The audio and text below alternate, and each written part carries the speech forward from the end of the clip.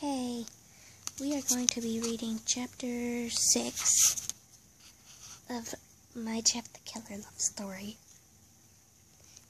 Chapter 6, Downstairs. I walked downstairs and sat down on the couch. Ben was busy with his video games. Masky was busy with his cheesecake, and Toby was busy with his waffles. At least I assumed they were waffles. Slundy was cooking breakfast.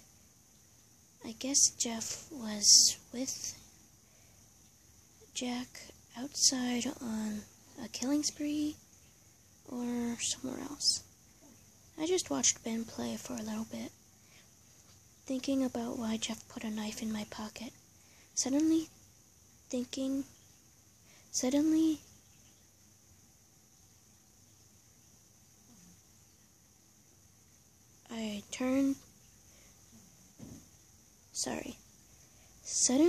I turned my head to the door bursting open with Jack and Jeff stumbling in with blood-covered clothes and small giggles coming from both of them.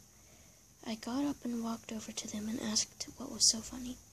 They stopped giggling and turned to me. Jack took me by my wrist, and Jeff said, "It's time to use my present I gave you." Then he patted the pocket with the knife in it. I looked at him with worried eyes. He looked down at me and said, "I know you have it in you. Now it's time to bring it out." They dragged me to a barn behind the mansion. Well, they didn't drag me, but we kept walking.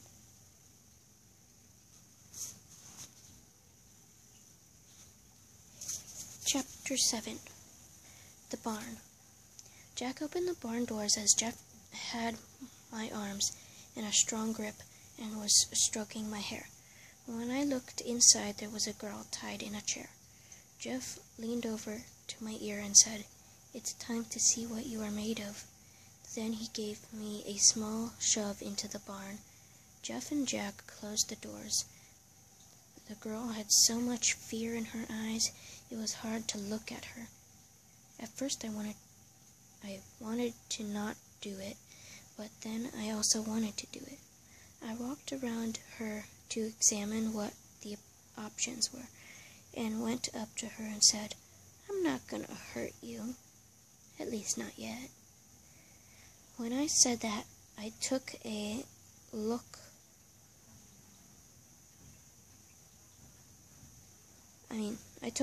of my hair out of my ponytail and put it in front of my face to show how evil or crazy I was.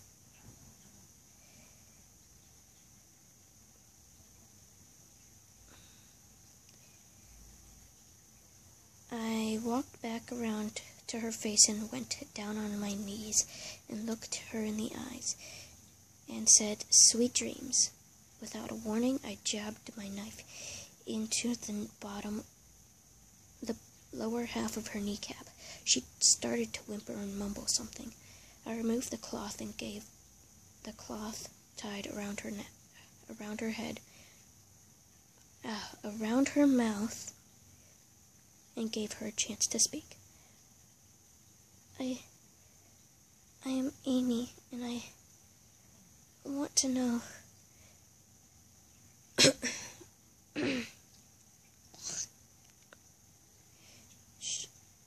why are you doing this? Then she spit up blood. I put the cloth back on her mouth and to make her shut up. She started to cry. Then I slowly cut open her chest, going down from the top of her rib cage all the way down to her belly button, and then cut left to right on the rib cage. I opened the flaps of skin and reached to where her heart was. Then I slowly pulled her heart out of her chest and she was closing her eyes, squinting extremely hard. I leaned over to her ear and said, "Open." your eyes. She slowly turned her head, looked at me, and I said, "Look at it." She looked at her fastly beating heart. Then she fainted. So when she was fainted, I took my knife and cut off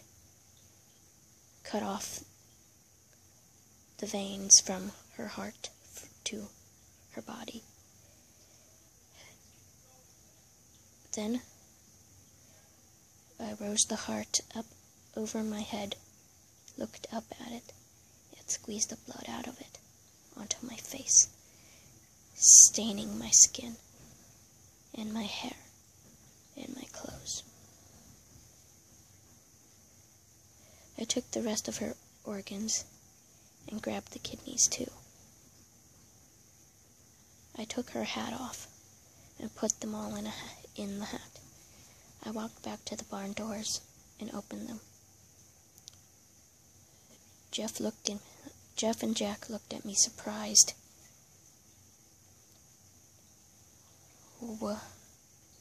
"You did this?" Jeff stammered.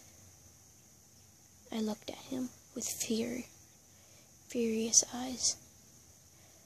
"I did it. You wanted her dead. I killed her." Jeff just looked at me. He looked over at Jack. I gave Jack the hat. Jack opened it, and I guess he was extremely happy, 'cause he went over to my ear and said, "Thank you, Sam." He hugged me and ran back to the mansion. Jeff said, "What did you put in that hat?"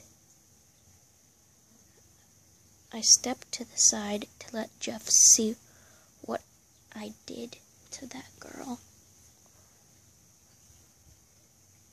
Jeff looked surprised at me. When he was watching me, I was everything but a killer, until he brought me to the barn and gave me a knife. Then my inner demon came out. It felt so good.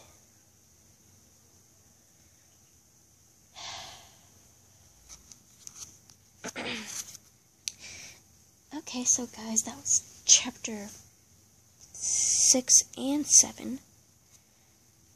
I don't know why I did both of them, but